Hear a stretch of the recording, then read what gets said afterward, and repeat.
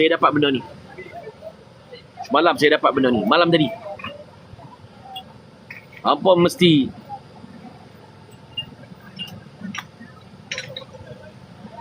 ni bukan asalnya ada. Asal tak ada. Asalnya saya tak ada benda ni. Tapi disebabkan kritikan tentang perjanjian dengan penjajah, kan? Tentang perjanjian dengan penjajah, tentang kemerdekaan,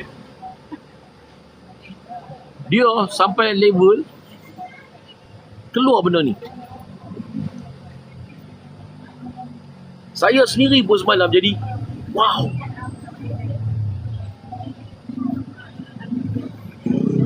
Waalaikumsalam. Sony Perak. Rupa-rupanya perlembagaan negara kita adalah mirip. Perlembagaan negara kita adalah mirip Piagam Madinah. Tengok.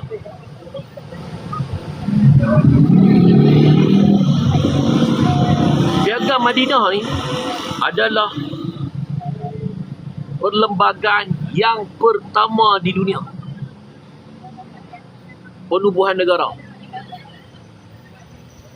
Menarik ke menarik? Ini hasil daripada kritik.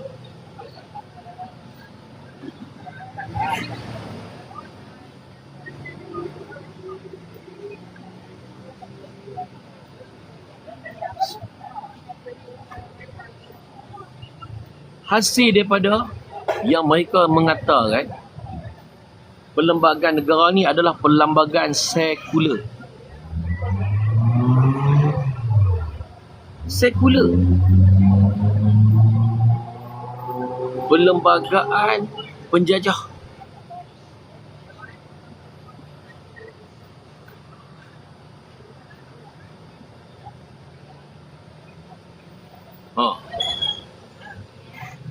Kan? Dia tak payah kalau lah. Dia tak payah kalau. Dia memang penyesat. Kan? Aku pun tak kena tangkap pun. Hang cakap tu biar bagi tak kena balas balik. Kalau hang cerita nak tunggu kena tangkap, baru kata dia betul, aku pun tak kena tangkap.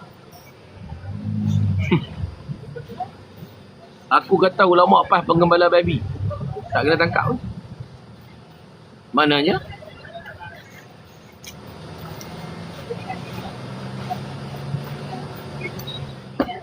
jelas.